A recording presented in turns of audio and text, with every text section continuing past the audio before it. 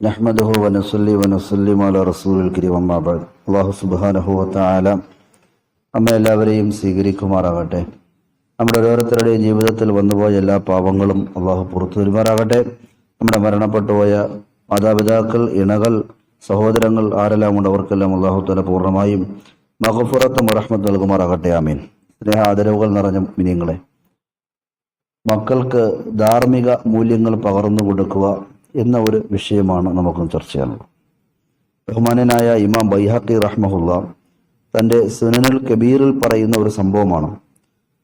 ഉസ്മാൻ ഇബ്നുൽ ഹാത്തബി എന്ന് പറയുന്ന ഒരു വ്യക്തിത്വം, മഹാനവറുകൾ പറയുകയാണ്, ഉമർ റളിയല്ലാഹു അൻഹുവിൻ്റെ മകൻ ഇബ്നു ഉമർ റളിയല്ലാഹു തആല അൻഹു പറയുന്നതായിട്ട് ഞാൻ കേട്ടിട്ടുണ്ട്. ഇബ്നു ഉമർ റളിയല്ലാഹു അൻഹു ഒരു മനുഷ്യനോട് പറഞ്ഞു, അദ്ദിബ് ഇബ്നക്, ഡോ താങ്കളുടെ മകന് ധാർമ്മിക മൂല്യങ്ങൾ പകർന്നു കൊടുക്കുക. അപ്പൊ ഇന്നക മസ്ഊലുൻ അൻ വലദിക്, തീർച്ചയായിട്ടും താങ്കളുടെ സന്താനത്തിന്റെ വിഷയത്തിൽ ചോദ്യം ചെയ്യപ്പെടുക തന്നെ ചെയ്യും. എന്താണ് ചോദ്യം? മാതാ അദ്ദബ്തഹു, നീ എന്താണ് നിന്റെ മകന് പകർന്നു കൊടുത്ത, പഠിപ്പിച്ചു കൊടുത്ത ധാർമ്മിക മൂല്യങ്ങൾ എന്താണ്? അപ്പൊ മാതാ അല്ലംതഹു, നീ എന്ത് വിദ്യാഭ്യാസമാണ്, എന്ത് ഇൽമാണ് അവന് നീ പകർന്നു കൊടുത്തത്? ഇതിനെപ്പറ്റി തീർച്ചയായിട്ടും നീ ചോദിക്കപ്പെടുക തന്നെ ചെയ്യും. അതുകൊണ്ട് നിന്റെ മകന് നീ ധാർമ്മിക മൂല്യങ്ങൾ പകർന്നു കൊടുക്കും. ബഹുമാനനായ ഇബ്നു ഉമർ റളിയല്ലാഹു അൻഹു ഉമർ റളിയല്ലാഹു അൻഹുവിന്റെ മകനാണ്. ഉമർ റളിയല്ലാഹു അൻഹുവിന്റെ മകനെന്ന് മാത്രമല്ല, സഹാബാക്കളുടെ കൂട്ടത്തിൽ പ്രവാചകൻ സല്ലല്ലാഹു അലൈഹി വസല്ലമ തങ്ങളെ ഇത്രയേറെ പിൻപറ്റുന്നൊരു സ്വഹാബി വേറെ ഇല്ലായിരുന്നു. എന്ന് പറഞ്ഞാൽ, പ്രവാചകൻ നടന്നു പോകുന്ന വഴിയിൽ ഒരല്പം ഒന്ന് മാറി നിന്നിട്ടുണ്ടെങ്കിൽ ആ വഴി നടന്നു പോകുമ്പോൾ അവിടെ ഓരോ മാറി നിൽക്കുമായിരുന്നു. ആ രൂപത്തിൽ പ്രവാചകന്റെ ചുവട് പ്രവാചകൻ അനുകരിക്കുന്ന ഒരു സ്വഹാബിയായിരുന്നു ഇബ്നു ഉമർ റളിയല്ലാഹു അൻഹുവിന്റെ മകൻ. ആ സ്വഹാബിയാണ് ഒരു സഹോദരനോട്, നീ നിന്റെ മകന് ധാർമ്മിക മൂല്യങ്ങൾ പകർന്നു കൊടുക്കുക, കാരണം നിന്റെ മകന് എന്തെല്ലാം ധാർമ്മിക മൂല്യങ്ങൾ നീ പകർന്നു കൊടുത്തു എന്നും എന്തെല്ലാം പഠിപ്പിച്ചിട്ടുണ്ട് എന്നതിനെ പറ്റിയും നീ ചോദ്യം ചെയ്യപ്പെടുക തന്നെ ചെയ്യും. മാത്രമല്ല, ഇന്നഹു മസ്ഊൽ അൻ ബിർരിക്, നിന്റെ മകൻ ചോദ്യം ചെയ്യപ്പെടും.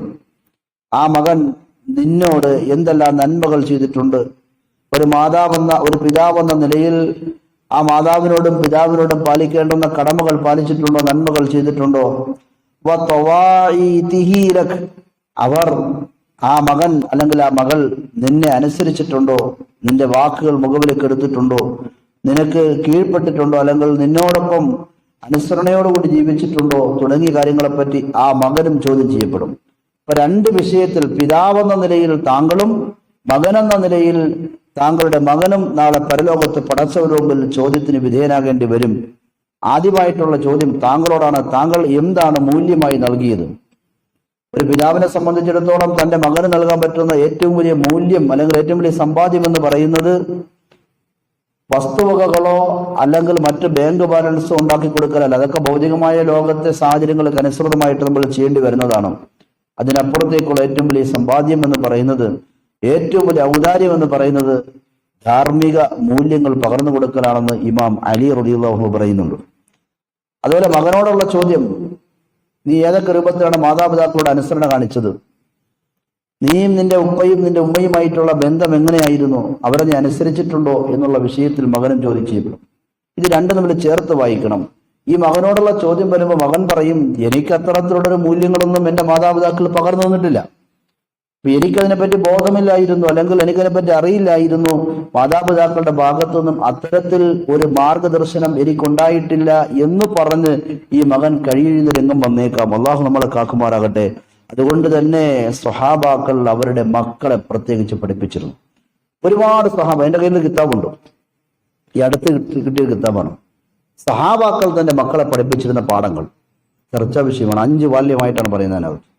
അതിൽ പറയുന്നൊരു സംഭവമാണ്, മുആദ് ബിൻ ജബൽ എന്ന് പറയുന്ന സ്വഹാബിയെ പ്രവാചകൻ യമനിലേക്ക് ഗവർണറായിട്ട് ദീനിന്റെ കാര്യങ്ങൾ പഠിപ്പിക്കുന്നതിന് വേണ്ടി അയക്കപ്പെട്ട ഒരു സ്വഹാബിയാണ്. പ്രവാചകൻ അയച്ചൊരു സ്വഹാബിയാണ്. ആ സ്വഹാബി യമനിലേക്ക് പോകുന്ന നേരത്ത് പ്രവാചകൻ ചോദിച്ചു, നീ യമനിലേക്ക് എത്തുമ്പോൾ കാര്യങ്ങൾ എങ്ങനെ കൈകാര്യം ചെയ്യും? പറഞ്ഞു, ഞാൻ അള്ളാഹുവിന്റെ കിതാബ് നോക്കി കൈകാര്യം ചെയ്യും. ഇനി അവിടെ നിനക്ക് കിട്ടിയില്ലെങ്കിലോ ഞാൻ പ്രവാചകന്റെ അധ്യാപനങ്ങൾ നോക്കി, അങ്ങയുടെ അധ്യാപനങ്ങൾ നോക്കി കൈകാര്യം ചെയ്യും. അവിടെ നിനക്ക് കിട്ടിയില്ലെങ്കിലോ പറഞ്ഞു, ഞാൻ എൻ്റെ ആഴമേറിയ ചിന്തകൾ ഉപയോഗിച്ചുകൊണ്ട് ദീനീ അധ്യാപനങ്ങളെ മുൻനിർത്തിക്കൊണ്ട് ഞാനൊരു തീരുമാനത്തിലേക്ക് എത്തും. ആ മുആദ് ബിൻ ജബൽ റളിയല്ലാഹു അൻഹു തന്റെ മകനോട് പറയുകയുണ്ടായി, ഖാല മുആദ് ബിൻ ജബൽ റളിയല്ലാഹു അൻഹു ലിബ്നിഹി, തന്റെ മകനെ വിളിച്ചിട്ട് തന്റെ മകനോട് പറഞ്ഞു, യാ ബുനയ്യ. സ്വഹാബാക്കൾ തന്റെ മക്കളെ എപ്പോഴും ആ സ്നേഹത്തിന്റെ വിളിയാണ് വിളിച്ചിരുന്നത്. പൊന്നു മകനെ, ഇദാ സ്വല്ലൈത ഫസ്വല്ലി സ്വലാത്ത മുവദ്ദിഇൻ.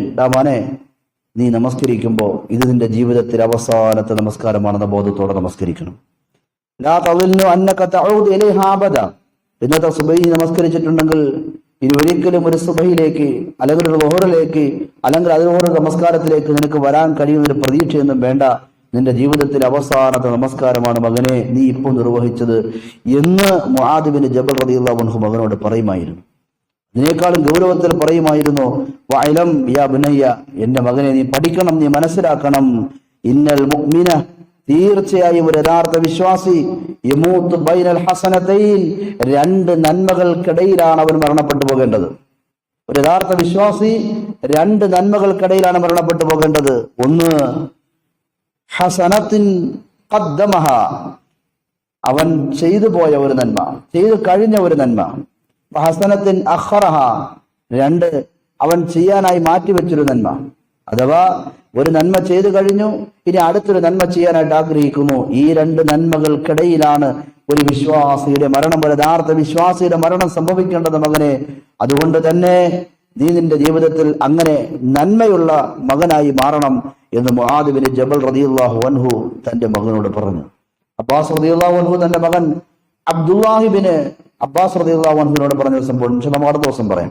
എന്നാൽ നമ്മൾ ഈ പറഞ്ഞതിൽ നിന്നും പഠിക്കേണ്ടുന്ന പാഠം, നമ്മൾ നമ്മുടെ മക്കളെ എന്ത് ധാർമ്മിക മൂല്യങ്ങൾ പഠിപ്പിച്ചു എന്നതിനെ പറ്റിയുള്ള ചോദ്യം നമ്മൾ ഓരോരുത്തരും നേരിടേണ്ടി വരും.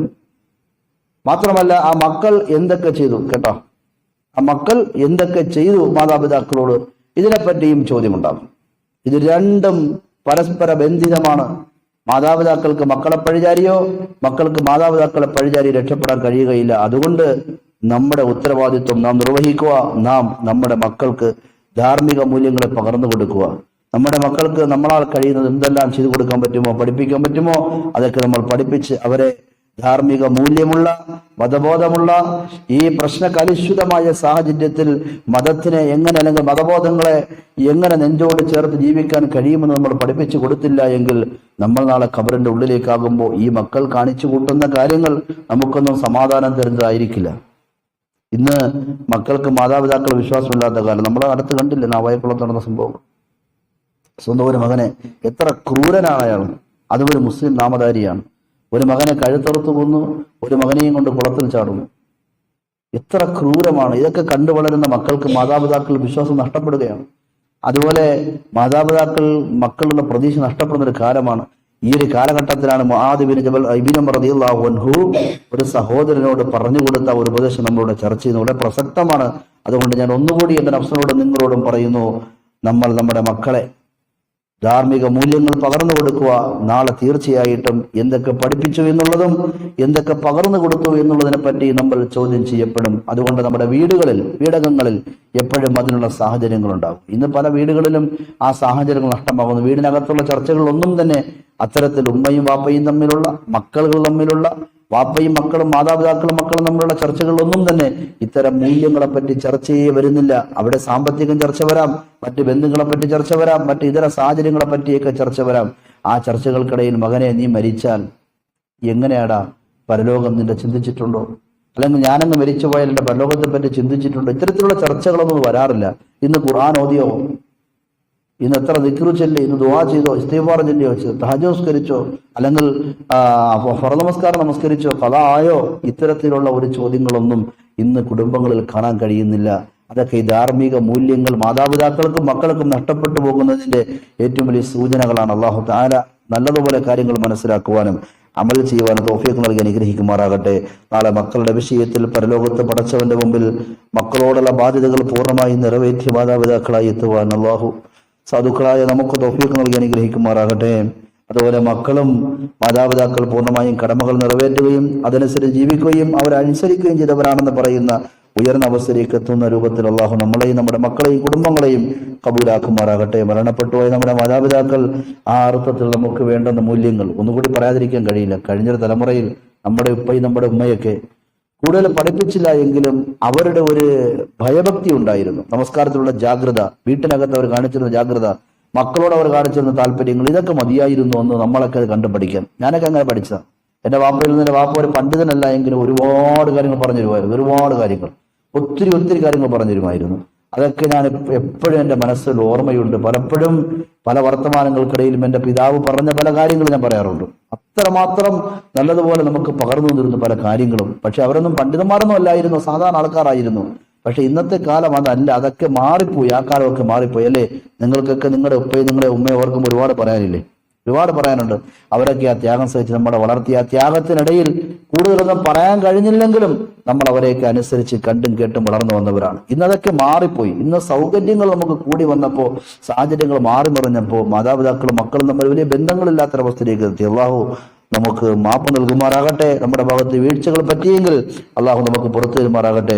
മക്കളെ നല്ല മൂല്യമുള്ളവരാക്കി വളർത്തുവാൻ, പകർന്നു കൊടുക്കുവാൻ, ആ രൂപത്തിൽ വേണ്ടുന്നതൊക്കെ മക്കൾക്ക് നൽകുവാൻ അള്ളാഹു തൗഫീഖ് നൽകുമാറാകട്ടെ. മരണപ്പെട്ട നമ്മുടെ മാതാപിതാക്കൾ നമുക്ക് വേണ്ടി സഹിച്ച ത്യാഗങ്ങൾ, കഷ്ടപ്പാടുകൾ അള്ളാഹു അതിനെല്ലാം ഉയർന്ന പ്രതിഫലം നൽകുമാറാകട്ടെ. ജീവിച്ചിരിക്കുന്ന മാതാപിതാക്കൾക്ക് അള്ളാഹു ആഫിയത്തുള്ള ആരോഗ്യമുള്ള ദീർഘായുസ് നൽകുമാറാകട്ടെ. ആഖിറു ദഅവാന അനിൽ ഹംദുലില്ലാഹി റബ്ബിൽ ആലമീൻ. അസ്സലാമു അലൈക്കും വറഹ്മത്തുള്ളാഹി വബറകാതുഹു.